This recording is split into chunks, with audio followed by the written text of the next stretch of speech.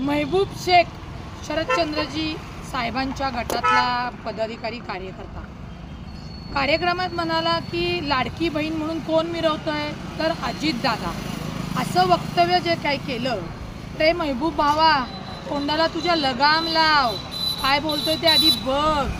तू आणि तुझी ताई मुंह में राम आणि बगल में छुरी वागणारे आहात। अजितदादांनी कधीही सुप्रियाताईला छळलं नाही, उलट तुझी ताई आणि तुमच्यासारखे हे चेडेगोटे जे आहेत ना ते मुंह में राम बगल में छुरी सारखे वागत होते। तरी सुद्धा इलेक्शनच्या काळामध्ये जेव्हा सुप्रियाताई उभ्या राहणार जरी असल्या तरी लोकशाहीने अधिकार दिला, तिला सुनेत्रा वहिनी उभ्या राहिल्या।